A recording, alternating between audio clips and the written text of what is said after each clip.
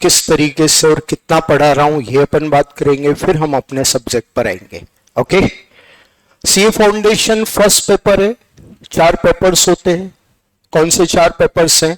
First accounting 100 marks का, second business law 100 marks का, third QA math stats LR 100 marks का, और fourth economics 100 marks का।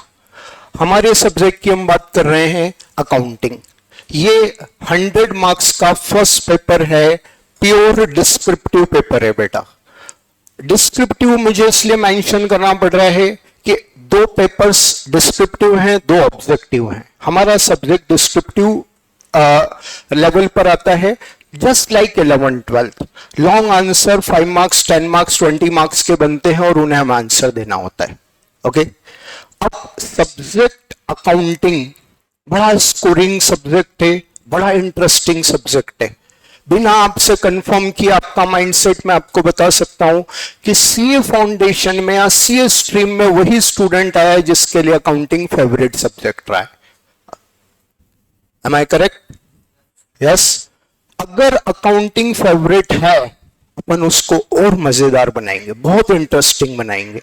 पहले तो अपन ये डिस्कस करते हैं कि इस 100 मार्क्स के सिलेबस में अकाउंट्स आपको क्या पढ़ा रहा है। तो बेटा जी, मैं आपको सीधे आईसीएआई के ही सिलेबस पर ले चल रहा हूं। ये जो सिलेबस मैं आपको बता रहा हूं, ये आईसीएआई के साइट से ही है।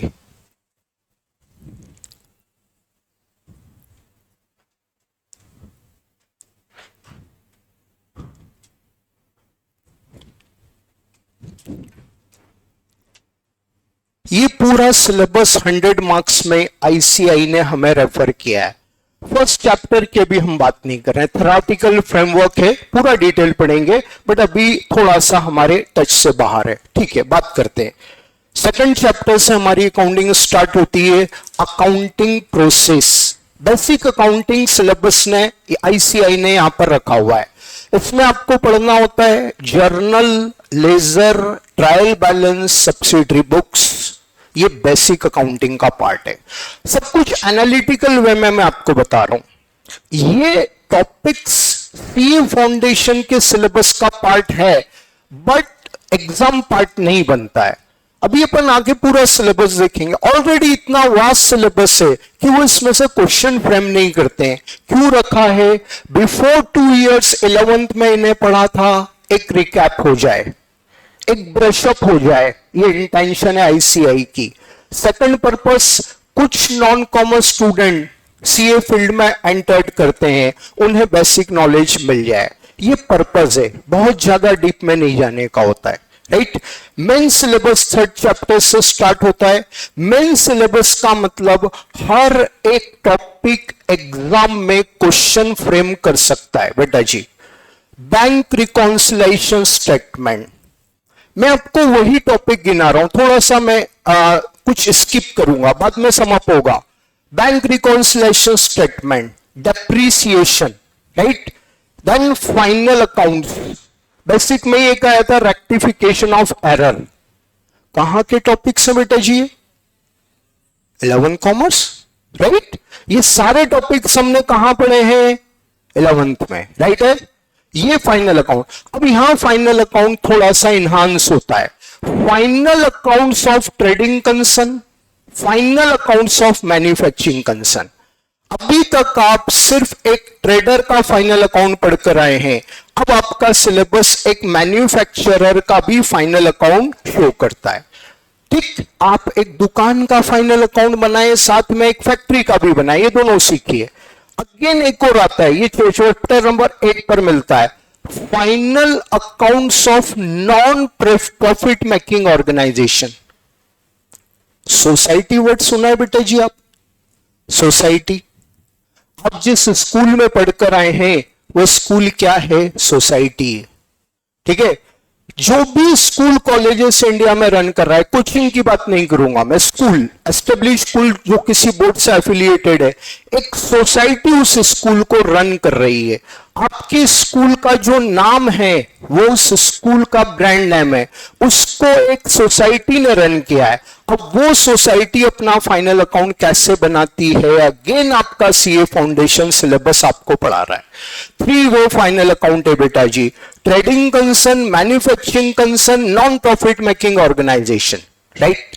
अब इसके बाद अपन आते हैं 9th को मैंने स्किप किया है, partnership, introduction, admission of partner, retirement of partner, death of partner, dissolution of firm. कहां के टॉपिक्स हैं? Core 12th, right. फिर कंपनी का पार्ट आ जाता है, company, issue and forfeiture of share, issue of debenture, ये भी कहां के टॉपिक है बेटा जी। अब मैं यहां पर एक एनालिसिस दे रहा हूं, बस यही स्टॉप कर लेते हैं अपन।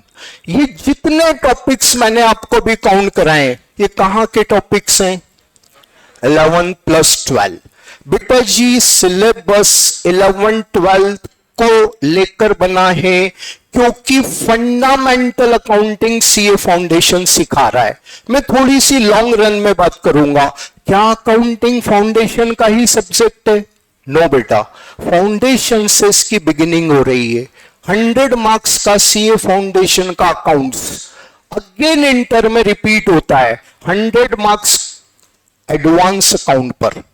फिर अगेन ये कन्वर्ट होता है कॉस्ट अकाउंट में, फाइनेंशियल मैनेजमेंट में। फिर सीए फाइनल में आते हैं फाइनेंशियल रिपोर्टिंग, टाइटल चेंज हो रहे हैं, सब्जेक्ट कोर वही है। फाइनेंशियल अकाउंटिंग एडवांस अकाउंट में कन्वर्ट हो गया, फाइनेंशियल रिपोर्टिंग में कन्वर्ट हो गया, बट है accounting. Cost account again final में रिपीट होता है, फाइनेंशियल मैनेजमेंट फाइनल में रिपीट होता है। सर आप ये जो वर्ड बता रहे हैं मुझे सब क्लिक नहीं हो पा रहा है। एक बहुत छोटा सा एग्जांपल समझते हैं। एक सीड अपन ने जमीन में लगाया, जर्मिनेट हुआ, एक छोटा सा प्लांट निकला, वो प्लांट ग्रो करेगा तो उसकी ब्रांचेस निकलेंगी, सही है? सुनो, ये ब्रांचेस हैं, अकाउंटिंग नाम के प्लांट की ब्रांचेस हैं, cost accounting, management accounting, financial management. Up to CA final आप कंप्लीट अकाउंटिंग का नॉलेज ले लेंगे।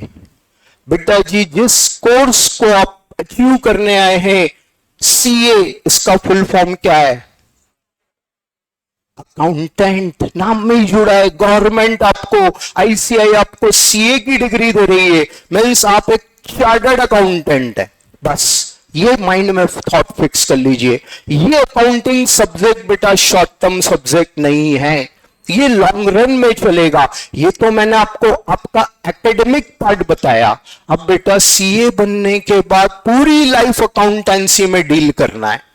और आपका सीए फाउंडेशन जो सब्जेक्ट आपको पढ़ा रहा है वो है फंडामेंटल्स ऑफ अकाउंटिंग। अब ये फंडामेंटल है, 11th ने 12th ने भी आपको फंडामेंटल बताया, ये भी बता रहा है। बोले सब जो यही सब कुछ 11 12th वाला है तो हम यहाँ क्यों है? नहीं बेटा मत सोचिए ऐसा। टाइटल मैच कर रहा है बट लेवल बड़ा कर देगा। वो एकेडमिक पर्पस था और यहां एकेडमिक के साथ साथ रियल लाइफ नॉलेज पर्पस है। सीए फाउंडेशन, इंटर, फाइनल, ठीक है, तीनों लेवल पर अकाउंटिंग पढ़ रहे हैं, लेकिन रियल लाइफ पर अप्लाई होने वाली अकाउंटिंग। सिर्फ आप इस अकाउंटिंग को जो आप 11th में पढ़कर आए हैं वो जब यहां पढ़ेंगे और मैं रियल लाइफ से उसका कनेक्शन बनाऊंगा तब समझ में आएगा एक्चुअल अकाउंटिंग क्या क्यों होती है। ये सिलेबस जो मैंने आपको बताया 11 12 का है, राइट। बट इनहांस कैसे होगा? For example depreciation. बेटा आप बता सकते हैं, मैं छोटे छोटे क्वेश्चन रेस करूंगा, आप जहां कंफर्टेबल हो आंसर दीजिएगा, मेरा प्रेशर आप पर नहीं है। डेप्रीसिएशन टॉपिक में कितने मेथड्स पढ़े थे बेटा आपने? 2, राइट। आप बता सकते हैं डेप्रीसिएशन के 2 ही मेथड से ऐसे ज्यादा है? कितने हैं? किसका आंसर है बेटा? Very good. थोड़ा सा एक नंबर नीचे कर दे, 17 मेथड्स, ठीक है। मेथड का क्लासिफिकेशन करके आपकी लिस्ट में 18 आए तो मैं आपको एग्री कर रहा हूं। क्या है? 17 मेथड्स होते हैं सर। यस बेटा, डेप्रीसिएशन चार्ज करने के 17 मेथड्स है, बट अभी इस समय एलिजिबिलिटी अपनी नहीं है आईसीआई के अकॉर्डिंग, मैं नहीं बोल रहा हूं, ये आईसीआई बोल रहा है भाई अभी 17 की लेवल तेरा नहीं है, बट 7 मेथड्स तो तेरे को पढ़ना पड़ेंगे। आपका सीए फाउंडेशन उसी डेप्रिसिएशन टॉपिक में 7 मेथड्स पढ़ा रहा है। Straight line method, WDV method जो आपने 11th में पढ़े हैं वो यहां पर कवर हो रहे हैं। इसी के साथ आपका sum of the year digit method, production unit method, machine hour rate method, ये सारे मेथड्स नए नए ऐड ऑन होंगे। अब ये मत मीनिंग निकालिएगा कि यार ये लेवल बढ़ रहा है मैं कैसे कोप अप कर पाऊंगा।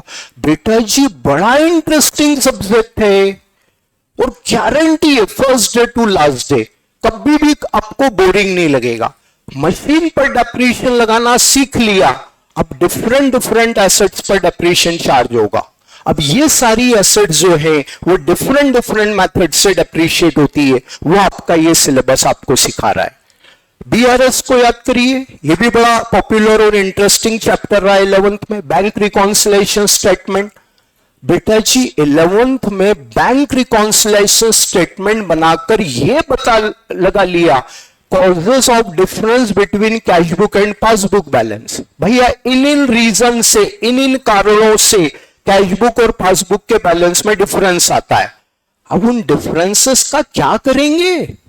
उन डिफरेंसेस से एप्रोप्रिएटेड कैशबुक बनेगी। जो कैशबुक रॉन्ग है उसमें करेक्शन लगेंगे, वो बनेगी एप्रोप्रिएटेड कैशबुक। ये आपको आपका सीए फाउंडेशन सिखाएगा। नेगेटिव नहीं लेना। आज आपको जब कंप्लीशन मिलेगा अंदर से एक इनर एक वॉइस आएगी, अच्छा इसलिए बीआरएस बनता है। ये हर स्टूडेंट का एक्सपीरियंस है, आपका भी रहेगा। फर्स्ट डे में आपको चीजें बता रहा हूं, जब सामने आती जाएंगे तो आपको खुद को समझ में आएगा। एक सेटिस्फेक्शन होता है ना जो एकदम एक्सट्रीम वाला, वो यहां पर मिलता है। ये सिलेबस आपको कंक्लूजन सिखाता है, क्योंकि ये जो सीए फाउंडेशन का सिलेबस आपको पढ़ा रहा है, जो चीजें वो अब इंटर में रिपीट नहीं होगी बेटा, फाइनल में नहीं होगी, वहां तो नया नॉलेज मिलेगा। तो ये कंक्लूड कर देता है, हाँ भाई ये बीआरएस का कंप्लीशन ऐसा हो गया। अब एक लास्ट में एक और कंपैरिजन आपको बस मैं इतना सिखाना चाह रहा हूं कि किस तरीके से सब्जेक्ट इंटरेस्टिंग बनता है, रियल लाइफ से कनेक्ट होता है। अगेन एक क्वेश्चन है, पार्टनरशिप पढ़ा है सबने? पार्टनरशिप फर्म पार्टनर्स को सैलरी देती है बेटा, क्यों देती है? रीजन एग्जैक्टली जो 12th ने बताया। बेटा कंफर्टेबल है तो आंसर दें, क्या मैं सही हूं ये जो बता रहा हूं? पार्टनर्स को फर्म इसलिए सैलरी देती है क्योंकि वो फर्म का काम करता है, सही है सर नो? क्या पार्टनर फर्म को आईओसी देती है? Yes sir. क्यों देती है? क्या इसलिए देती है कि पार्टनर ने कैपिटल इन्वेस्ट किए? Yes sir. मेजॉरिटी ओपिनियन बेटा 12th में यह बनता है, एक फर्म अपने पार्टनर को सैलरी पे करती है क्योंकि एज ए एम्प्लॉय वो फर्म की वर्किंग करता है, राइट? एक फर्म अपने पार्टनर को कमीशन देती है क्योंकि फर्म का गुड सोल्ड करता है। एक फर्म अपने पार्टनर को आईओसी देती है क्योंकि वो फर्म में कैपिटल इन्वेस्ट करता है। बेटा जी मैं इस लॉजिक को बिल्कुल गलत नहीं बोल रहा हूं, इसको डिनाई नहीं कर रहा हूं, ठीक है लॉजिक, लेकिन अब इसके ऊपर की बात करेंगे, मैच्योरिटी एज में आकर बात करेंगे। इन रीजन से ज्यादा बड़ा सॉलिड रीजन है बेटा, आपका आंसर था टैक्स सेविंग पर्पस से। एग्जैक्टली फर्म पार्टनर को सैलरी कमीशन आईओसी इसलिए देती है कि फर्म में इनकम टैक्स की सेविंग होती है। देखो बेटा डिटेल में बात अपनी 2 महीने बाद होगी, सिर्फ एक ब्रीफ, ताकि आपको आज डेमो में क्लियर हो जाए कि हमारी अकाउंटिंग का लेवल कितना डेप्थ है। एक फर्म P&L अप्रोप्रिएशन बनाती है जो आपने 12th में पढ़ा है। कहां से स्टार्ट होता है वो profit and loss appropriation account? By profit से होता है बेटा जी। कहां से आता है ये प्रॉफिट? ये मालूम होगा आपको। पहले फॉर्म ने P&L बना लिया है, सिलेबस हमें P&L नहीं बनवाता है, वो नो नहीं कि भाई आप तुमने P&L बनाना आता है 11th में सीख लिया है। अब P&L ने एनपी डिस्क्लोज किया बेटा, वो NP profit and loss appropriation के क्रेडिट में आ गया और फिर P&L अप्रोप्रिएशन में to salary to partner. Commission to partner, IOC, IOD, ये सब रिकॉर्ड करते हैं। देन आफ्टर जो फाइनल प्रॉफिट होता है वो पार्टनर में डिस्ट्रीब्यूट होता है। अब बेटा exact logic salary, commission, IOC देने का ये है कि फर्म का जो नेट प्रॉफिट P&L ने शो किया है वो एज पर इनकम टैक्स एक्ट 1961 फर्म की टैक्सेबल इनकम है। गवर्नमेंट उसी प्रॉफिट पर टैक्स लगाएगी। फॉर एग्जाम्पल, अगर फर्म का नेट प्रॉफिट 10 लाख है तो 30% की रेट से गवर्नमेंट 10 लाख पर इनकम टैक्स लगाती है। 30% ऑफ 10 लाख 3 लाख। फर्म को इनकम टैक्स देना होगा 3 लाख। बट अगर कोई फर्म पार्टनर को सैलरी दे रही है, कमीशन दे रही है, आईओसी दे रही है, तो ये सब डिडक्टेबल एक्सपेंस है एज पर इनकम टैक्स। अब सपोज फर्म ने ये सब मिलाकर 8 लाख का पेमेंट किया, अब 10 लाख में से 8 लाख डिडक्ट कर दें, जो फर्म की टैक्सेबल इनकम बचेगी वो 2 लाख। 30% of 2 lakh 60,000, right. 3 लाख, 2 लाख बचा और 2 लाख का 30% 60,000 रुपए। अब बताएं 10 लाख पर इनकम टैक्स देना होता 3 लाख और 2 लाख पर देना पड़ा 60,000। किसमें सेविंग है फर्म की? फायदा किसमें है फर्म को? 2 लाख में है ना। बस ये रीजन है exactly firm salary, commission, IOC इसलिए देती है। बेटा जी कंक्लूजन अब ये है इसी सिलेबस पर कि जो चीज हम पढ़ कर आए हैं वो डेफिनेटली यूजफुल है, बिल्कुल उसका यूज होगा, आपको बहुत बेनिफिट मिलेगा। लेकिन हम उसके ऊपर की भी बात करेंगे। पहले उसको प्रॉपरली समझेंगे, उसको पूरी तरह से फाइनलाइज करेंगे, फिर उसके बाद की बात करेंगे। 2 फीचर इस सीए की अकाउंटिंग के और स्पेशली मेरी टीचिंग के, मैं इस पूरी अकाउंटिंग को रियल लाइफ से कनेक्ट करता हूं। मैं इस पूरी अकाउंटिंग को इनकम टैक्स एक्ट से कनेक्ट करता हूं। जब दोनों से कनेक्शन करके आप पढ़ते हो तो फिर आपका सॉलिड नॉलेज बनता है। सर रियल लाइफ से आप क्यों कनेक्ट कर रहे हो? तो बेटा जी एक पैटर्न सिस्टम सबको मालूम होगा, फाउंडेशन, उसके बाद इंटर। बेटा जी इंटर के बाद क्या है? आर्टिकलशिप, है ना। ये नॉलेज सबको होता है। इनकेस किसी को नहीं मालूम सर ये आर्टिकलशिप क्या होता है, बेटा जब आप इंटर पास आउट हो जाएंगे, इंटर क्लियर कर लेंगे, तो आपको 2 इयर्स तक एक चार्टर्ड अकाउंटेंट के पास एज ए आर्टिकल अपॉइंट होकर वही सारा काम करना है जो सीए करते। आपके पास साइनिंग अथॉरिटी नहीं है, आपके बॉस के पास साइनिंग अथॉरिटी है, राइट। बट काम वही करोगे आप जो सीए करते हैं। बॉस आपको बता देंगे देखो इसको ऐसे ऐसे ऐसे करना है, अब करो। आपने कर दिया, सर को बता दिया, ओके सर साइन करके दे देंगे। बेटा ये रियल लाइफ अकाउंटिंग है और यही सीए फाउंडेशन की पूरी फंडामेंटल अकाउंटिंग उस रियल लाइफ पर अप्लाई होती है। और इसीलिए हम क्लासरूम में जब वो नॉलेज लेते हैं तो हमारे क्वेश्चन के आंसर में जो हम एग्जाम में प्रेजेंट करेंगे वहां भी डेप्थनेस आती है और रियल लाइफ में से इसका बेनिफिट मिलता है। तो बेटा मैंने आपको ये सब चीजें बताई है यहां तक के सिलेबस पर। अब कुछ टॉपिक जो आपने 11th 12th में नहीं पढ़े हैं वो हम यहां पर कवर करेंगे। एक बिल्स ऑफ एक्सचेंज है। बिफोर कोविड ये 11th में होता था, अब 11th से इसको हटा दिया गया। इन केस आप में से कोई अदर बोर्ड का स्टूडेंट बैठा है, शायद उसने 11th में ये पढ़ा हो। सेकंड, इन्वेंट्री वैल्यूएशन, बड़ा इंटरेस्टिंग टॉपिक है बेटा। आपने स्टॉक बहुत सारे टॉपिक में यूज किया है। स्टॉक कहां से आया ये नहीं मालूम था अभी तक, ये सिलेबस आपको सिखाएगा। Inventory valuation, how to value the stock, तो बेटा एक ये टॉपिक है। फिर आता है डेप्रिसिएशन, सॉरी डेप्रिसिएशन हो गया। सिंगल एंट्री, चैप्टर नंबर 9 बता रहा हूं मैं, final accounts of incomplete records, right है। इसके बाद कंपनी में जो आपने पढ़ा उसके ऊपर आपको मिल जाएगा bonus and right share, redemption of preference share. ये टॉपिक सब आपके 5 टॉपिक जो 11th 12th में आपने नहीं पढ़े वो आपका सीए फाउंडेशन सिखा रहा है। तो कंक्लूजन करेंगे बेटा जी सिलेबस का, 11 का कंप्लीट सिलेबस, 12 का कंप्लीट सिलेबस। 12th में जो रेशियो एनालिसिस और कैश फ्लो होता है वो यहां नहीं है, 5 एडिशनल टॉपिक, ये पूरा सिलेबस 100 मार्क्स में इन्होंने रखा है। और बेटा स्टार्टिंग की बात मैं अब रिपीट कर दूं कि इतना बड़ा सिलेबस है, ऑलरेडी लेवल इतना अच्छा है, इसलिए जर्नल लेजर ट्रायल बैलेंस को पेपर में स्पेस नहीं मिलता है। पेपर सेटर उनके क्वेश्चंस ऑप्ट नहीं करता है। एक्सेप्शनली कभी नॉलेज टेस्ट के लिए आ जाए वो अलग बात है, अदरवाइज ये चीज अवॉइडेड है। बाकी सारे टॉपिक्स में से क्वेश्चन फ्रेम होते हैं। अब बेटा ये बात तो हो गई सिलेबस की। अब अपन कैसे पढ़ेंगे? आपको नाटा एकेडमी की जो पॉलिसी है उसके अकॉर्डिंग सिलेबस का एक पार्ट मैं आपको यहां पढ़ा रहा हूं और एक पार्ट आपको मनोज सर पढ़ाएंगे जो अभी आपको आकर इंटरेक्ट करेंगे। ठीक है, सिलेबस का डिवीजन है। हमारा नाटा एकेडमी का अल्टीमेट गोल है कि आपको फुल सेटिस्फेक्शन होना चाहिए, आपका सिलेबस पर 100% कमांड होना चाहिए। राइट है, वो हमारा अपना इंटरनल मैटर है, मत टेंशन लीजिए। अब मैं आपको किस तरीके से अकाउंटिंग पढ़ा रहा हूं, मैं एक बुक से आपको ये पूरा सिलेबस कवर करवाऊंगा। ये बुक आपके सामने आपको दिख रही है। राइट है, ये पूरा नोट्स, क्लास नोट्स है नाटा एकेडमी का, मेरा कंपाइल किया हुआ। ये पूरा हमारा मेरा वाला जो पार्ट है मैं इस बुक से कवर करवा रहा हूं। 3 पार्ट में हम करेंगे। अभी मैंने एक बताया, क्लास नोट्स, हर एक टॉपिक जो मैं आपको पढ़ा रहा हूं वो इस नोट्स में कवर होता है। मैं आपको ये नोट्स अब आपको स्क्रीन पर दिखा रहा हूं, सबके लिए विजिबल होगा ये पूरा टॉपिक। हर एक चैप्टर का बेसिक एक्सप्लेनेशन, बेसिक एक्सप्लेनेशन के बाद आ जाती है बात क्वेश्चंस की।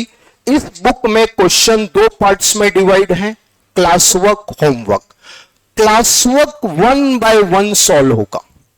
एक सिंक्रोनिज्म है इस नोट्स में, सिंक्रोनाइज नोट्स हैं, बिल्कुल बेसिक से क्वेश्चन स्टार्ट होंगे और धीरे धीरे लेवल बढ़ेगा और एक लेवल हर चैप्टर में आ जाएगा। ये एग्जाम लेवल है, हर टॉपिक में बताऊंगा बेटा। अब अपन एग्जाम लेवल के क्वेश्चंस पर आ गए। ये क्वेश्चन अपन इस तरीके से 1 बाय 1 सॉल्व करेंगे। क्वेश्चन का एक्सप्लेनेशन, सॉल्यूशन, यही मैंने आपको अपने आईपैड पर ही दिखाया। कोई डमी नहीं है, डेमो है, कुछ और बोल रहा हूं मैं, रियलिटी में कुछ और आएगा, नेवर। हर बैच का पैटर्न फिक्स है। क्वेश्चन पढ़ेंगे, समझेंगे, उसको राइटिंग में सॉल्व करेंगे, आप उसको नोट डाउन करेंगे। 1 बाय 1 क्वेश्चन लेवल के साथ आपके सामने आता जा रहा है, आपकी ग्रिप बनती जा रही है और एट लास्ट जब चैप्टर एंडिंग स्टेज पर आ जाता है तो बेटा जी फिर स्टार्ट हो जाते होमवर्क। अब ये चीज आप मैच्योर स्टूडेंट हैं, एक बात अच्छे से एक्सेप्ट करेंगे, यहां कोई इंटेंशन और कुछ नहीं है। मैंने आपको क्वेश्चन सॉल्व कराए और आपने खुद ने नहीं किए तो बेटा कॉन्फिडेंस नहीं आएगा। हाँ, होमवर्क पैरेलल चलेंगे, मैं आपको बताते जाऊंगा। बेटा आप फर्स्ट क्वेश्चन सॉल्व कर लो, सेकंड कर लो, थर्ड कर लो, फोर्थ कर लो, 100% आपके होमवर्क होंगे। कोई लोड मत लीजिए, मेरी क्लास में कोई पनिशमेंट जैसा तो रोल ही नहीं है, क्योंकि मैं एक पॉलिसी पर पढ़ा रहा हूं हमेशा। एक प्रिंसिपल मेरा रहा है, वो रियलिटी है। मेरा पढ़ाया हुआ आपको समझ में आया तो आप होमवर्क करने से कभी पीछे हटेंगे ही नहीं। मैं आपको पढ़ा रहा हूं, मेरा समझ में नहीं आ रहा है, मैं लाख प्रेशर क्रिएट करूं, आप होमवर्क नहीं करेंगे। ये साइकोलॉजी मुझे अच्छे से मालूम है। हर बैच का 90% स्टूडेंट जब बिना किसी प्रेशर के होमवर्क कर रहा है, मुझे कोई टेंशन नहीं है। ठीक है, ये होमवर्क इस तरीके से 1 बाय 1 जब आप सॉल्व करते, पैरेलल क्वेश्चंस मैंने होमवर्क में रखे। प्रैक्टिस अपनी परफेक्ट होनी चाहिए। होमवर्क कंप्लीशन के साथ अपने चैप्टर पर फुल कमांड होगा, गारंटी है। डिवोशन आपका है, आप रेगुलर हैं, आपकी पढ़ाई रेगुलर है, आप थोड़ा सा अटेंशन देकर चल रहे हैं, at the end her topic पर कमांड होगा। क्वेश्चन सर आपने होमवर्क दिया, मैं कैसे सॉल्व करूंगा? आप करेंगे, डेफिनेट करेंगे। चेक कैसे करूंगा? कोई लोड नहीं लेना। हर क्लास का एक टेलीग्राम ग्रुप बनता है, उसमें सॉल्यूशन आता है प्रॉपर तरीके से, आप उसको चेक करिए। फिर क्लास में ओपन डाउट सेशन होता है। हाँ बेटा चलो कल सिंगल एंट्री के होमवर्क डिस्कस करेंगे। 1 बाय 1 क्वेश्चन अपन ने सॉल्व किए। वैसे ये चैप्टर मेरा नहीं, ये मनोज सर पढ़ाएंगे, बट मैं एग्जांपल दे रहा हूं। डेप्रीसिएशन, फाइनल अकाउंट, एनपीओ, इन सब में अपना तरीका यही रहेगा। तो एक पार्ट अपन ने कंप्लीट किया अपने नोट्स का, ये क्लास नोट से। अब बेटा जी मैं आपको दूसरा मटेरियल दिखा रहा हूं, ये है आपका स्टडी मॉड्यूल। ये ICAI का स्टडी मॉड्यूल है। आप देख लीजिए, नीचे लिखा institute of chartered accountant of India. ये कंप्लीट स्टडी मॉड्यूल ये क्या होता है? आई थिंक कुछ बच्चों को ये बात समझ, स्टडी मॉड्यूल क्या होता है सर? बेटा आपने ICAI का रजिस्ट्रेशन करवाया? अभी नहीं करवाया, कोई बात नहीं, आप सब डेफिनेटली रजिस्टर्ड होंगे। आप जब ICAI से रजिस्टर्ड हो जाते हैं तो ICAI आपको चारों सब्जेक्ट की बुक सेंड करता है। ठीक है, चारों सब्जेक्ट जो आपके 4 पेपर से चारों की बुक आती है। अकाउंट हर बुक को बोलते हैं study module prescribe by ICAI। ये वही स्टडी मॉड्यूल है। इस स्टडी मॉड्यूल का क्वेश्चन हम सेकंड राउंड में सॉल्व करते। पहले नोट्स हो गया, अब स्टडी मॉड्यूल का क्वेश्चन।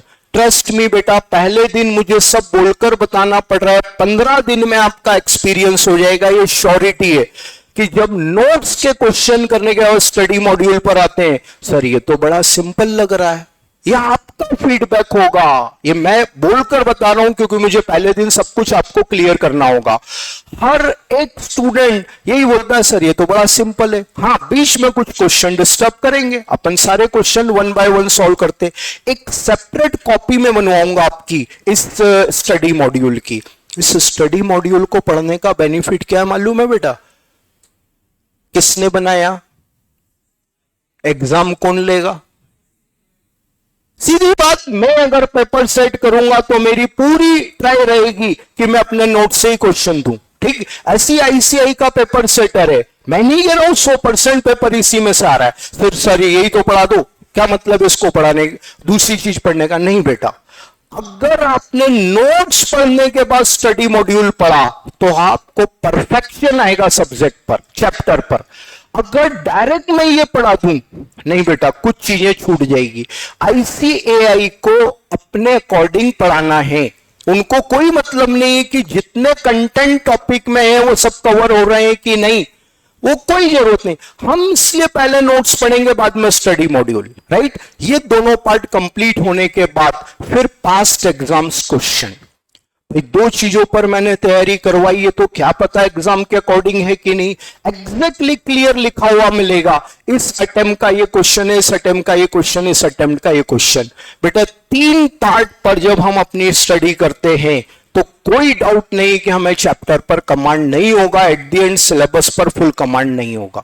ये पूरी स्ट्रेटेजी बेटा जी मेरी पढ़ाने की है। थोड़ा सा 1-2 दिन में आप फ्लो में आ जाते हैं, मेरे सिस्टम में आ जाते हैं। अब लास्ट, इतनी सारी बातें करने के बाद एट द एंड मैटर तो एग्जाम ही करती है बेटा। फिर हम माइंड में एक ही क्वेश्चन आता है, इतनी मेहनत कर रहे हैं इस सब्जेक्ट में, क्या होप कर सकते हैं? 100 मार्क्स का सब्जेक्ट है, कितने देता होगा ये? एग्जाम में मार्क्स कितने आते होंगे इसके? बेटा इस स्ट्रेटेजी पर पूरी मतलब रेगुलरिटी के साथ आप पढ़ रहे हैं। ठीक है, मेहनत आप करना जानते हैं अच्छे से, बची हुई मैं करवा लूंगा, उसमें लोड लेकर नहीं पढ़ेंगे। हम बिल्कुल लाइट में एटमॉस्फेयर में पढ़ते हैं। इतनी सारी बातें बता रहा हूं, उसका नेगेटिव मीनिंग मत निकालिएगा कि क्या है इसका लोड आएगा, नेवर, बिल्कुल नहीं आएगा। बड़ा इंटरेस्टिंग टॉपिक पूछूंगा मैं बार बार, बताओ अकाउंट क्या है सर? बड़ा मजा आ रहा है, बड़ा इंटरेस्टिंग है। ठीक, ये सब्जेक्ट बेटा आपको देता है 90+। कोई डेमो लेक्चर में ये चीज हो रही है, रियलिटी में होती नहीं है, बिल्कुल दिमाग में मत हटा दीजिएगा। ये चीजें आपको दिख जाती है बुक के बैक साइड में। ये मैं आपको आईपैड पर नहीं दिखा पाऊंगा क्योंकि ये मैंने कवर यहां नहीं लिया है। ये सब पास्ट अचीवर्स के फोटो हैं और ये 2-4-5 स्टूडेंट ही जिसको मैं हाईलाइट कर सकता हूं। 99 मार्क्स अभी तक हाईएस्ट रहे। देखिए ऑनेस्टली बात करता हूं मैं, 100 नहीं बोला मैंने। और 99 वाली स्टूडेंट आज सीए बनकर फील्ड में बैठी हुई है, देवांशी गोयल। ठीक है, 98 मार्क्स से, 96 मार्क्स से, 95 मार्क्स से, 94 मार्क्स। ये मार्क्स हर अटेम्प्ट में नाटा एकेडमी का स्टूडेंट अकाउंट्स में ला रहा है क्योंकि सब्जेक्ट इतना स्कोरिंग है, आपका इंटरेस्टिंग है, मैंने आपको सब कुछ पढ़ा दिया है, तो फिर बचता क्या है? 100% ये गोल अचीव होगा। तो ये हमारा पूरा एक सिस्टम है जिसके अकॉर्डिंग हम बात कर रहे हैं। मैंने स्टार्टिंग से लगाकर हमारे रिजल्ट तक की बात कर ली है। अब सिस्टम पर आएंगे तो थोड़ा सा मैं आपको एक चीज बस रिक्वेस्ट करूंगा हार्टली, क्योंकि ये थोड़ा सा आपका माइंडसेट है। ये चीज मुझे सब मालूम है। मैं अपने बारे में मैं क्लियर कर दूं, मैं लास्ट 25 ईयर से नाटा प्रोफेशनल एकेडमी में पढ़ा रहा हूं, और ये सब्जेक्ट का आपके साथ क्या एक्सपीरियंस होता है ये काफी कुछ मुझे मालूम है। तो 3 दिन मुझे एनालाइज मत करिएगा। ऐसा लगता है आप लोग बहुत ब्रिलियंट स्टूडेंट हैं, सबकी होप रहती है यार सीए फाउंडेशन में जा रहे हैं, अकाउंटिंग फेवरेट सब्जेक्ट है तो सर कुछ मजेदार पढ़ाएंगे। गारंटीड पढ़ाऊंगा, लेकिन बेसिक बातें क्लियर करने के बाद, ठीक है, हम 2 से 3 लेक्चर्स में अपना बेसिक कवर करेंगे। यहां पर भी मेरी पूरी कोशिश है मैं आपको वो चीजें बताऊं जो 11th में कई बच्चों ने नहीं पढ़ी हुई है, बट अगर इन केस रिपीटेशन है, ठीक है बेटा, एक बेसिक एक ब्रशअप मेरे अकॉर्डिंग, यहाँ 100 स्टूडेंट्स बैठे हैं, 100 को पूरी यूनिफॉर्म वे में वो क्लियर है, बस हम 4th लेक्चर से अपने मेन सिलेबस डेप्रिसिएशन पर आ जाते हैं, तब तक ठीक है, ये चीज हमें समझना है। ओके, अब मेरा एक क्वेश्चन है आप लोगों से जो मेरे इस क्वेश्चन में आ रहा है, बेटा आप में से कोई स्टूडेंट जिसने 11th में अकाउंट्स नहीं पढ़ा है? Anybody non-commerce student? Nobody? Okay, very good, मजा आएगा फिर तो। चलो कोई बात नहीं, ठीक है बेटा। ये आपको नोट्स कैसे मिलेंगे? तरुण जैन, आपको नोट्स बेटा जी जैसे ही आपका रजिस्ट्रेशन होता है आपको बाय पोस्ट ये नोट्स मिलेगा। ओके, ऑनलाइन कोई स्टूडेंट नॉन कॉमर्स जिसने 11th में अकाउंट्स नहीं पढ़ा है? डन, चलिए वेरी गुड बेटा, ठीक। चलिए स्टार्ट करते हैं अपन अपना अकाउंटिंग बिल्कुल बेसिक से। सर ये अकाउंटिंग होता क्या है और ये अकाउंटिंग होता क्यों है? What is the meaning of accounting and what is the object of accounting? तो बेटा जी इसके लिए हम एक छोटी सी डेफिनेशन नोट करेंगे, राइट? थोड़ा सा नोट डाउन करते हुए चलेंगे चीजों को माइंड में रखने के लिए। तो एक डेफिनेशन बेटा आपको नोट करना है, meaning of accounting.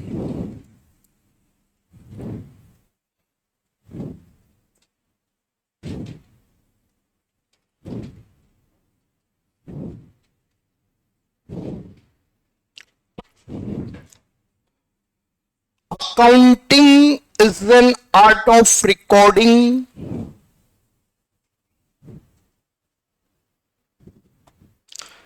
accounting is an art of recording,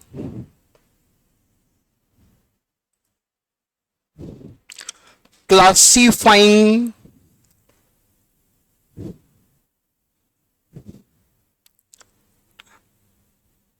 and summarizing the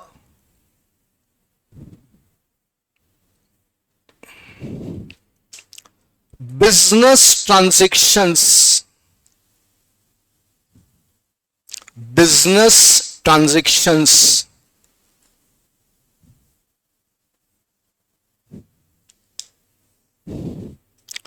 in money term,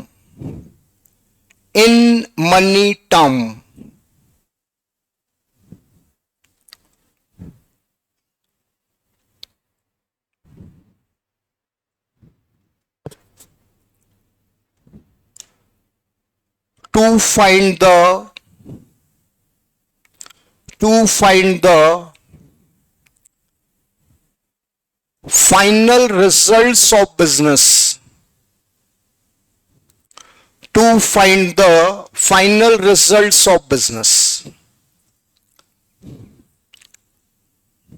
एक बार मैं रिपीट कर रहा हूं बेटा, accounting is an art of recording, classifying and summarizing the business transactions in money term to find the final results of business। ये बेटा definition आपको बता रही है अकाउंटिंग क्या होता है और क्यों होता है। एक एक वर्ड को मैं डिटेल एक्सप्लेन करूंगा, आपको पूरा समझ में आएगा। अपार्ट फ्रॉम डेफिनेशन एक थॉट पहले क्लियर करें, एक छोटा सा पार्ट जो डेफिनेशन का नहीं है, हम पहले समझे अकाउंटिंग किसके लिए होती है, अकाउंटिंग कौन करता है। अकाउंटिंग बिजनेस करता है, अकाउंटिंग बिजनेस में यूज होती है बेटा जी। बिजनेस के अलावा और कोई दूसरा एंटिटी पर्सन अकाउंटिंग नहीं करता है। अकाउंटिंग बिजनेस ही करता है। जैसे इसका छोटा सा एग्जांपल, हमारे घर में पैसा आता है, जो भी सोर्स ऑफ इनकम है हमारी फैमिली की, पैसा आता है और डिफरेंट डिफरेंट मोड पर एक्सपेंड होता है, राइट। पैसे का लेन देन तो वहां घर में भी हो रहा है। क्या हमारे घर में अकाउंटिंग होती है? नो, क्योंकि घर है, वो बिजनेस नहीं है। अकाउंटिंग से बिजनेस करता है। हमारी इस सब्जेक्ट की complete thought process business based होगी। हम जब भी कोई बात करेंगे बिजनेस की करेंगे, ठीक। अब पहला वर्ड जो मेरा इस डेफिनेशन का टारगेटेड वर्ड है वो है ट्रांजैक्शंस, बिजनेस ट्रांजैक्शंस। एक ट्रेडर जो day to day business activities करता है वो सब उसके ट्रांजैक्शंस हैं, ठीक है। मैं छोटे छोटे क्वेश्चन करूंगा, आप अगर कंफर्टेबल है तो आंसर दीजिएगा। ट्रेडर बिजनेस में क्या करता है बेटा जी? गुड्स परचेस करता है, यस, और गुड्स सोल्ड करता है, यस। पीछे से आंसर, कैश रिसीव करता है, डिफरेंट डिफरेंट सोर्सेज हैं, कैश मिलता है उसको, कैश पे करता है, राइट, एक्सपेंस पे करता है, इनकम रिसीव करता है, ऐसे ढेरों ट्रांजैक्शंस करता है, ठीक है। तो एक ट्रेडर जो बिजनेस में डे टू डे एक्टिविटीज करता है वो उसके ट्रांजैक्शन है, राइट। 3 स्टेप में काउंटिंग करना है बेटा जी हमें, रिकॉर्डिंग, क्लासिफाइंग एंड समराइजिंग। एक एक वर्ड को डिटेल में समझेंगे। Recording, recording is what? Transactions को नोट कर लेना, ठीक है। To note down the transactions, to write down the transaction means recording. Transaction को लिख लेना, लिख लेने को अकाउंटेंसी ने टर्म किया रिकॉर्डिंग। बेटा जी हमें अकाउंटिंग की कोर टर्मोलॉजी पर बात करनी, राइट है। तो हम इसलिए बेसिक को सब कवर कर रहे हैं कि ये सारी टर्मोलॉजी आपकी और मेरी मिलाकर सेम हो जाए, राइट। यही पूरी टर्म्स आखिरी तक यूज होती हैं। रिकॉर्डिंग मींस ट्रांजैक्शंस को नोट कर लेना, राइट डाउन कर लेना, नोट डाउन कर लेना। क्यों करना है सर? नोट करने की क्या जरूरत है? हर चीज के पीछे लॉजिक है, लॉजिक के साथ ही समझनी है बातें। बेटा एक साल में एक बिजनेस में थाउजेंड्स ट्रांजैक्शंस होते हैं। एक छोटी से छोटी शॉप की भी मैं बात करूं, 1000-2000 ट्रांजैक्शन बंदा एक साल में जरूर कर लेता है। थोड़ा सा बड़ा साइज करोगे तो 10-20 हजार ट्रांजैक्शन, और बड़ा करोगे तो 25-50 हजार ट्रांजैक्शन। चलो अपन इतने बड़े डेटा पर नहीं आते। 1000 ट्रांजैक्शन एक साल में एक ट्रेडर की शॉप में हुए। इन 1000 ट्रांजैक्शंस को, पूरे 1000 ईयर एंडिंग डेट तक याद रखना कंपलसरी है, क्योंकि पूरे 1000 ट्रांजैक्शंस ईयर एंडिंग डेट पर बनने वाले फाइनल अकाउंट को डायरेक्टली इफेक्ट करते हैं। मैं ये कहना चाह रहा हूं, एक दुकान में 1000 ट्रांजैक्शन हुए, इन्हीं 1000 ट्रांजैक्शन की हेल्प से आखिरी में फाइनल अकाउंट बनेगा, और बेटा जी फाइनल अकाउंट बताएगा रिजल्ट, राइट। अगर 1000 ट्रांजैक्शन में से एक भी भूल गए, क्या होगा? फाइनल अकाउंट रॉन्ग हो जाएगा, रिजल्ट रॉन्ग आ जाएगा। एक ह्यूमन साइकोलॉजी, छोड़ो बिजनेस को साइड में रखो, एक मानवीय सोच, एक ह्यूमन साइकोलॉजी, क्या हम ऐसा कोई काम करते हैं जिससे रिजल्ट खराब हो जाए? अरे इसका सबसे बेस्ट एग्जांपल तो आप लोग हैं, यहां बैठे हुए ऑनलाइन 65 स्टूडेंट्स। एग्जाम खत्म हुए सिर्फ 4 दिन हुए, एम आई करेक्ट? 4-5 दिन ही हुए भाई। हाँ, हम यहां आकर बैठ गए, हमने सीए फाउंडेशन स्टार्ट कर लिया। कोई कंफर्ट जोन नहीं देगा हमारा, अरे यार सर अभी तो बहुत टाइम है, अपन थोड़ा सा घूम फिर आते। 12 तो सबसे ज्यादा लोडेड पढ़ाई रहती है, बहुत रिग्रेस आपने पढ़ाई की, लेकिन आप आ गए 4 दिन में फ्रेश होकर। क्या है ये? आप नहीं चाहते हो आपका रिजल्ट खराब हो। यकीन मानिए बेटा, इसी सितंबर के लिए अभी मई में भी स्टूडेंट आएंगे। चलो ठीक है, अभी मैं सितंबर का टारगेट नहीं करूं। आप जिस लेवल पर अभी एग्जाम देकर 4 दिन बाद यहां क्लास में आकर बैठ गए, इसी लेवल पर बैठा हुआ स्टूडेंट हमारे पास जनवरी 26 में आएगा। क्या करना है बेटा? सर हमें सीए फाउंडेशन करना है मई 26। अब देखिए आप कि ये आपका सोच है कि आपने रिजल्ट खराब नहीं होने दिया। क्यों? आप जानते हो अगर मैं डिले हुआ, अगर मेरी कुछ चीजें छूटी, मेरा रिजल्ट नेगेटिव हो सकता है। नहीं, मुझे कोई चांस नहीं लेना है। एग्जैक्टली ट्रेडर भी नहीं चाहता उसका रिजल्ट खराब हो, गलत आए। तो क्या है? कंडीशन 1000 ट्रांजैक्शन एक साल में हुए उसे याद रखना है। अब बेटा किसी पर्सन की इतनी शार्प मेमोरी नहीं है, इतनी तेज याददाश्त नहीं है कि वो 1000 ट्रांजैक्शंस को ओरली याद रख सके। मैं एक छोटा सा क्वेश्चन करता हूं, आज तक मैंने यही क्वेश्चन किया इस पॉइंट पर। हमारे में से, मैंने अपने आप को भी इंक्लूड किया, हमारे में से ऐसा कोई पर्सन है जिसको 100 फ्रेंड्स एंड रिलेटिव्स के मोबाइल नंबर याद हो? आज तक एक भी हाथ ऊंचा नहीं हुआ। मैंने भी अपने आप को इंक्लूड किया, मेरा हाथ भी नीचे। ये सर्वे अपन 50,000 लोगों में करने जाएंगे ना, तो भी वहां पर कोई एक बार नहीं आएगा। सोचिए, जब आपको मुझे 100 फ्रेंड्स एंड रिलेटिव्स के मोबाइल नंबर याद नहीं है, तो आप एक ट्रेडर से कैसे एक्सपेक्ट कर सकते हो भाई तेरे को 1000 ट्रांजैक्शन ओरली याद रखना है, वो भी आपकी और मेरी तरह से इंसान है, नहीं याद रख सकता है। बस अब ट्रांजैक्शन याद रखना कंपलसरी है, और याद रहेंगे नहीं तो इसका एक ही तरीका है, क्या? ट्रांजैक्शन नोट डाउन कर ले। अभी आपने मेरे को क्रॉस नहीं किया, थोड़ा सा एक फर्स्ट डे इसलिए आप थोड़ा सा एक लेवल यहीं तक रहता है, अभी आप मेरे को भी क्रॉस करेंगे और बिल्कुल मैं वेलकम करूंगा आपको, मेरी कोई बात नहीं है। मेरे आप बोलो सर मेरे माइंड में तो आपका ये थॉट आता है, तो आप मैं एग्री करूंगा, हाँ बेटा तू सही है या मैं सही हूं। अगर आप रॉन्ग होंगे तो मैं आपको प्रूफ करूंगा और आप एग्री करोगे। अभी आप क्रॉस कर देते मेरे को, सर आपने पूछा 100 फ्रेंड्स रिलेटिव्स के मोबाइल नंबर याद है क्या? सर याद क्यों रखना है हमें? बोलो कंपल्शन है क्या याद रखने की? नहीं। क्या करते हो? क्या करते हो? अभी आपकी क्लास, अभी आपका ग्रुप कंपाइल हुआ है, 2-4 दिन में आपके सबके अपनी अपनी फ्रेंडशिप होगी, मोबाइल नंबर एक्सचेंज होते। क्या करते? एक बिल्कुल कॉमन सा, क्या नंबर है भाई? नंबर डायल किया, फोन बुक में सेव कर लिया। यह सुन लो, क्या है बेटा जी? ये रिकॉर्डिंग ही तो है, यही रिकॉर्डिंग है, बस आपने उसे डिजिटली रिकॉर्ड किया, यहां मैन्युअली रिकॉर्ड होगा, हाथों से लिखा जाएगा। अकाउंटिंग भी कंप्यूटराइज्ड हो गई बेटा, अभी हम उसकी बात नहीं करेंगे। हम कोर सीए फाउंडेशन स्टूडेंट है, तो हम हाथों से लिखकर अकाउंटिंग सीखेंगे, मैन्युअल अकाउंटिंग, राइट? तो ये क्या कर रहा है बंदा, इसका अल्टीमेट गोल है 1000 ट्रांजैक्शन मेमोराइज रखना, और मेमोराइज रखने का एक ही तरीका है, चीज नोट कर ली जाए। नोट की हुई चीज कभी नहीं भूलेंगे। बस बेटा ये जो नोट डाउन का फंक्शन है, इसको अकाउंटिंग ने टर्म किया रिकॉर्डिंग, और जिस बुक में ट्रांजैक्शंस रिकॉर्ड करते हैं उस बुक को अकाउंट्स ने क्या नाम दिया है? जर्नल। अब बेटा जी मैं यहां पर आपको जर्नल लेजर ट्रायल बैलेंस के ब्रीफ मीनिंग बताऊंगा, मत नोट करिएगा, इनकी डिटेल मीनिंग अपन आगे कवर कर रहे हैं। जर्नल क्या है? Journal is primary book of business in which transactions are to be recorded chronologically.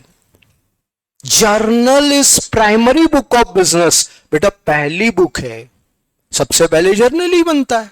Transaction हुआ, जर्नल में रिकॉर्ड हो गया, पहली बुक, इसलिए अकाउंट उसको प्राइमरी बुक कॉल कर रहा है। In which transactions are to be recorded chronologically. जैसे मैंने बोला 1000 ट्रांजैक्शन 1 ईयर में, 1000 ट्रांजैक्शन को बेटा डेट के ऑर्डर में नोट करेंगे, 1 अप्रैल, 2 अप्रैल, 3 अप्रैल, 4 अप्रैल, 5 अप्रैल ऑनवर्ड्स। डन? ये हो गया जर्नल। हम जर्नल में ट्रांजैक्शन लिखते हैं किस पर्पज से? ताकि आपको ट्रांजैक्शन याद रहे, और कोई पर्पज इसके अलावा अचीव नहीं होता है। अब अपन आते हैं रिकॉर्डिंग के बाद सेकंड स्टेप पर, क्लासीफाइंग। क्लासीफाइंग क्या होता है बेटा? इसका मीनिंग बाद में आएगा, पहले एक पूरा स्टेप क्लियर करेंगे, फिर उसका मीनिंग ऑटोमेटिक समझ में आएगा। क्लासीफाइंग, ट्रेडर ने अपने सारे ट्रांजैक्शन जर्नल में रिकॉर्ड कर लिए, ट्रांजैक्शन डेट के ऑर्डर में लिखे हुए, राइट? बस ये एक पार्ट कवर हुआ। अब ट्रेडर बिजनेस कर रहा है, हर ट्रेडर जो बिजनेस चलाता है उसकी नीड है, हर ट्रेडर की, किसी एक की बात नहीं कर रहा हूं मैं, हर ट्रेडर जो बिजनेस चला रहा है उसे मालूम होना चाहिए उसके हर इंडिविजुअल अकाउंट की बैलेंस पोजीशन। जितने लोग बिजनेस चलाते हैं उन्हें अपने बिजनेस के हर अकाउंट की separate individual accounting balance position clear होनी चाहिए। सर आपकी बात समझ नहीं आई? चलो सिंपल वे में लेते हैं। एक बंदा बिजनेस कर रहा है, माल खरीदता है, गुड्स परचेस करता है, उसे मालूम होना चाहिए उसका परचेस का बैलेंस कितना है। उस सेल करता है, उसे मालूम होना चाहिए बैलेंस ऑफ सेल कितना है। कैश के ट्रांजैक्शन रेगुलर होते हैं, कैश इन हैंड कितना है। पर्सन के साथ ट्रांजैक्शन होते हैं, क्रेडिट परचेस, क्रेडिट सेल, तो उसे यह मालूम होना चाहिए किससे कितना पैसा लेना, किसको कितना देना। बेटा जी इसी को अपन अकाउंटिंग लैंग्वेज में बोलते हैं to find the individual balance position. हर एक इंडिविजुअल अकाउंट की बैलेंस पोजीशन क्या है। जब तक ट्रेडर को ये इंफॉर्मेशन क्लियर नहीं रहेगी बेटा जी, वो सक्सेसफुली बिजनेस नहीं कर सकता है। अब उसको एक ऐसी बुक की नीड है जहां से इंफॉर्मेशन मिले। एनी गेसिंग कौन सी बुक है बेटा जी? वो लेजर। मैंने क्या बोला? एक ऐसी बुक की नीड है जो उसको इंडिविजुअल अकाउंट की बैलेंस पोजीशन क्लियर करे। तो बेटा जी वो बुक कौन सी है? वो बुक है लेजर। सर लेजर क्या होता है? Ledger is secondary book of business in which all accounts are to be open separately. Ledger is secondary book of business. बेटा जी सेकेंडरी बुक अकाउंट इसलिए बोलता है क्योंकि ये सेकंड नंबर पर बनता है। ऐसे आइडेंटिफाई होगा बेटा, पूरी अकाउंटेंसी में नॉलेज चलेगा। मैं बोलूंगा प्राइमरी बुक, आपके माइंड में स्ट्राइक हो जाएगा सर जर्नल की बात कर रहे हैं। मैं बोलूंगा सेकेंडरी बुक, आपके माइंड में स्ट्राइक हो जाएगा सर लेजर की बात कर रहे हैं। यकीन मानिए आगे तक का नॉलेज ऐसे ही चलेगा। ठीक है। अब लेजर एक ऐसी बुक है जिसमें सेपरेट अकाउंट ओपन होते हैं। एग्जांपल के लिए मैं आपको ये चीज बता रहा हूं, क्योंकि मेरे लिए बहुत फेवरेबल पोजीशन हो गई है कि आप 100% स्टूडेंट कॉमर्स स्ट्रीम के हैं, तो आपको मेरी सारी बातें समझ में आएंगी। ठीक है। लेजर कैसे बनता है? सबसे पहली बात, लेजर एक बुक है बेटा, 100 पेजेस की, 200 पेजेस की, 500 पेजेस की, 1000 पेजेस, डिपेंड करता है ट्रेडर के ट्रांजेक्शन्स पर। राइट। 100 पेजेस की सपोज ये बुक है। इस बुक में ट्रेडर ने एक पेज में बना दिया परचेस अकाउंट, कुछ गैप के बाद उसने बना दिया सेल अकाउंट। बेटा मुझे कुछ यहां लिखना नहीं है, सिर्फ आपको चीज बतानी है ओरली, इसलिए इतना कम गैप है, ये मार्क मत करिएगा। रियल लाइफ में ये गैप कई पेजेस का होता है। ठीक है। अपनी बात समझ में आ जाएगी इतना लिखने पर। कुछ गैप के बाद उसने फिर बना दिया कैश अकाउंट। कुछ पर्सन के साथ उसके ट्रांजैक्शन होते लाइक राम श्याम, तो राम्स अकाउंट, श्याम्स अकाउंट, और ऐसे 100 200 500 अकाउंट्स बनते हैं बेटा। बहुत बड़ा क्वांटम है अकाउंट्स का। राइट। अपनी बात अपने को 5 अकाउंट में समझ में आ जाएगी। लेजर में ये सभी अकाउंट्स ओपन कर लिए। क्या करेगा सर ये अकाउंट ओपन करके? बेटा परचेस अकाउंट। ये जो प्राइमरी बुक है जर्नल, पहली बुक है जर्नल, इसके फर्स्ट पेज से लास्ट पेज तक डिफरेंट पेजेस पर परचेस लिखें। बेटा परचेस अलग अलग डेट पर हुआ है, जर्नल डेट वाइज बना है, तो different date different pages. Purchase journal में अलग अलग पेजेस पर लिखा हुआ है, जर्नल से वो डिफरेंट पेजेस के परचेस इस परचेस अकाउंट में 1 बाय 1 लिख देंगे। ऐसी सेल अकाउंट, जर्नल के फर्स्ट पेज से लास्ट पेज तक जहां जहां सेल लिखा है अलग अलग पेजेस पर, वो सारा सेल अकाउंट में आ जाएगा। कैश ट्रांजैक्शन कैश अकाउंट में आ जाएंगे, राम के ट्रांजैक्शन राम अकाउंट में, और श्याम के ट्रांजैक्शन श्याम अकाउंट में। ऐसी बाकी के अकाउंट बाकी अकाउंट में आएंगे। ऐसा नहीं कि इतने ही अकाउंट बन रहे हैं, सिर्फ आपको मेरी बात समझ में आएगी 5 अकाउंट्स। ध्यान से देखिए बेटा क्या हो रहा है। जर्नल में सारे ट्रांजैक्शन मिक्स थे। आपकी जर्नल में 1000 ट्रांजैक्शन एक साथ लिखे हुए। ठीक। लेजर में आपने उनको सेपरेशन कर दिया। परचेस अकाउंट अलग, सेल अकाउंट अलग, कैश अलग, राम अलग, श्याम अलग। बेटा जी इसी प्रोसेस को तो हम कहते हैं क्लासिफिकेशन। क्लासिफिकेशन कोई अकाउंटिंग वर्ड थोड़ा है, नॉर्मल रूटीन में यूज होने वाला है। क्लासिफिकेशन अलग करना, सेपरेशन अलग करना। जैसे मैं आपको इसका एक एग्जांपल दूंगा। आप स्कूल में पढ़ रहे थे, स्कूल में स्टार्टिंग में प्रेयर होती है, हाँ असेंबली होती है। किस क्लास के स्टूडेंट हैं वहां पर? टोटल सभी 3rd से लगाकर 12th तक, मे भी पॉसिबल बिलो 3rd आपके चाइल्ड है, बच्चे हैं, इसलिए उनकी स्कूल लेट लगती हो। राइट। 3rd to 12th और 4th to 12th assembly hall में सारे स्टूडेंट हैं, ये कंबाइन है। जैसी असेंबली ओवर होती है प्रेयर ओवर होती है, क्या होता है बेटा जी? सब अपने अपने क्लासरूम में चले जाते हैं। थर्ड वाले थर्ड में, फोर्थ में, सिक्स में, नाइन्थ में, ट्वेल्थ में, और उनमें भी section wise, right, 6A 6B 6C। ये क्या है? यही तो क्लासिफिकेशन है। अभी असेंबली हॉल में सब कंबाइन थे, अब सब सेपरेट हो गए, क्लासिफाई हो गया। ये ग्रुप 6 स्टैंडर्ड के स्टूडेंट का, ये 7 का, ये 9 का, ये 10 का, ये 12 का, राइट। अभी मैंने आपको क्लासिफाई किया, फॉर्चुनेटली बोलूंगा मैं, अनफॉर्चुनेटली मैं नहीं बोलूंगा, फॉर्चुनेटली अगर कोई नॉन कॉमर्स स्टूडेंट नहीं निकला, सपोज 2 स्टूडेंट बोलते sir we are non commerce, तो मैं क्लासिफाइड कर देता कि ये कॉमर्स बैकग्राउंड स्टूडेंट और वो 2 नॉन कॉमर्स, राइट। मैं आपको क्लासिफाइड कर लेता हूं कितने इंदौर के लोकलाइट्स है, कितने आउट स्टेशन स्टूडेंट है। देखो आप ही का ये ग्रुप, आप ही की क्लास कितने डिफरेंट सेगमेंट में क्लासिफाइड हो गया। बस अकाउंटेंसी का क्लासिफिकेशन लेजर में होता है, जर्नल में ट्रांजैक्शन मिक्स है, लेजर में उनका सेपरेशन हो गया। सेपरेशन प्रोसेस कॉल्ड क्लासिफिकेशन, ये क्लासिफाइंग है और ये लेजर में होता है। अब बेटा सर क्लासिफिकेशन का पर्पस क्या है? पर्पस है ये सभी परचेस अकाउंट में लिखने के बाद परचेस अकाउंट का बैलेंसिंग कर लेते हैं। सबको मालूम होगा balancing process, difference between debit and credit is balance, right. ये difference between debit and credit, ये बैलेंस आ गया। सपोज परचेस अकाउंट का बैलेंस आ रहा है 1,26,000।